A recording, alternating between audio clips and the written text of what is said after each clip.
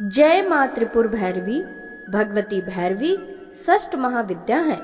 10 महाविद्याओं में 6वें स्थान में परिणित है।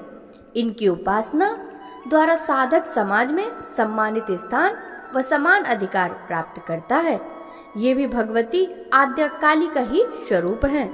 इन्हें त्रिपुर भैरवी कहा जाता है। ये काल रात्रि सिद्ध विद्या है। काली तारा महाविद्या षोडशी भुवनेश्वरी भैरवी छिन्न मस्तिका च विद्या धूमावती तथा बगला सिद्ध विद्या च मातंगी कमलात्मिका एतादश विद्या सिद्ध विद्या प्रकीर्तितः। इनके शिव दक्षिणामूर्ति काल भैरव हैं।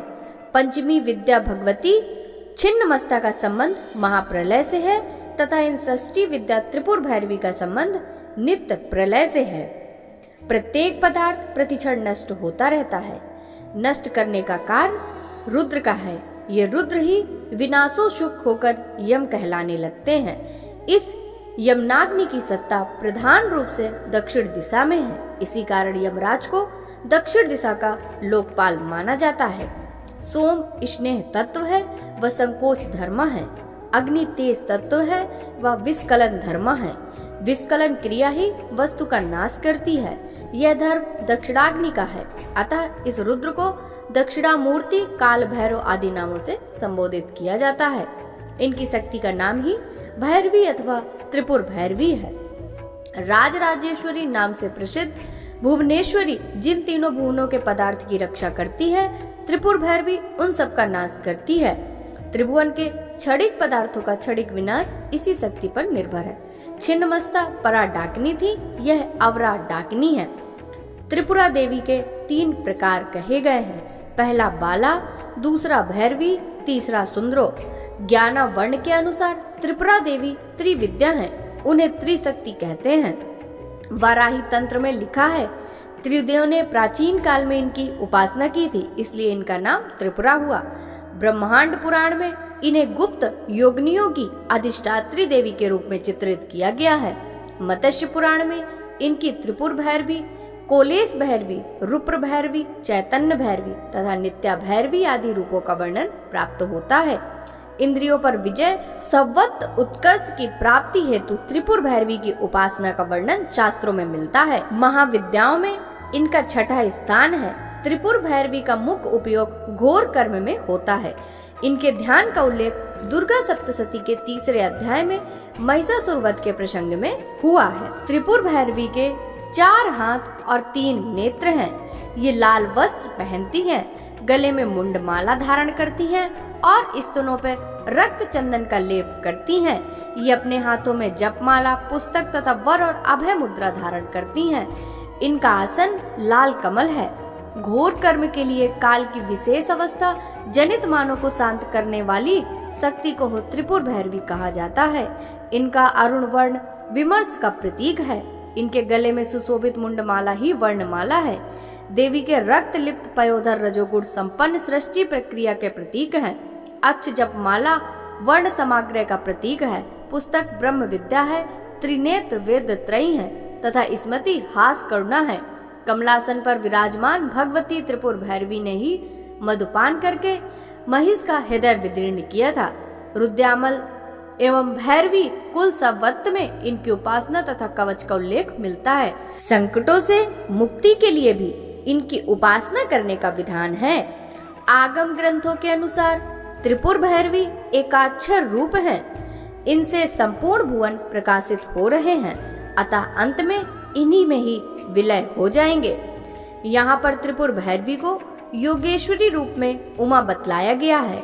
उन्होंने भगवान शंकर को पति रूप में प्राप्त करने के लिए तपस्या करने का दृढ़ निश्चय लिया था।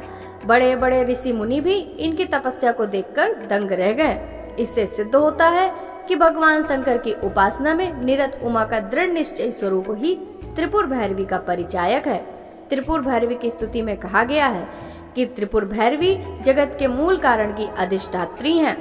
त्रिपुर भैरवी के अनेक भेद हैं, जैसे सिद्ध भैरवी, चैतन्य भैरवी, भुवनेश्वरी भैरवी, कमलेश्वरी भैरवी, कामेश्वरी भैरवी, घट कुटा भैरवी, नित्या भैरवी, कोलेसी भैरवी, रुद्र भैरवी आदि। सृष्टि में परिवर्तन होता है। इसका मूल कारण आकर्षण विकर्षण है। इस सृष्टि के परिवर्तन में क्षण क्षण में होने वाली भावी क्रिया की अधिष्ठित शक्ति ही वैदिक दृष्टि से त्रिपुर भैरवी कही जाती है। त्रिपुर भैरवी का रात्रि का नाम काल रात्रि तथा भैरव का नाम काल भैरव है। माँ त्रिपुर भैरवी पौराणिक कथा। माँ त्रिपुर भैरवी एक बार जब देवी काली के मन में आया कि वह पुनः अपना गौर वर्ण प्राप्त कर ले, तो यह सोचकर देवी अंतर्ध्यान हो जाती हैं। भगवान शिव जब देवी को अपने समक्ष नहीं पाते तो व्याकुल हो जाते हैं और उन्हें ढूंढने का प्रयास करते हैं। भगवान शिव महर्षि नारद से देवी के विषय में पूछते हैं। तब नारद जी उन्हें देवी का बोध कराते हैं। वे कहते हैं कि शक्ति के दर्शन आपको सुमेरु के उत्तर में हो सकते हैं, वहीं देवी की प्रत्यक्ष उपस्थिति होने की बात संभव हो सकेगी। तब भोले शंकर की आज्ञा अनुसार नारद जी देवी को खोजने के लिए वहां जाते हैं।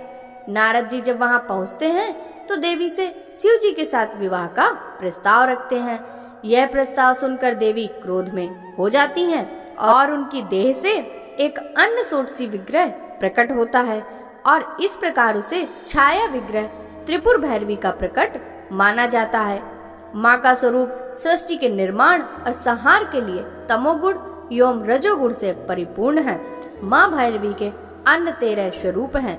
माँ त्रिपुर भैरवी कंठ में मुंडमाला धारण किए हुए हैं। हाथों में धारण स्वयं साधना में अभय एवं वर मुद्रा धारण कर रखी है, जो भक्तों को सौभाग्य प्रदान करती है।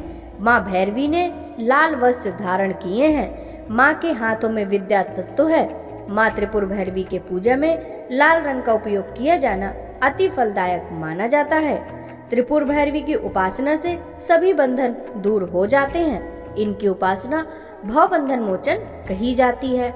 माँ भैरवी की उपासना से व्यक्ति को सफलता एवं सर्व संपदा की प्राप्ति होती है।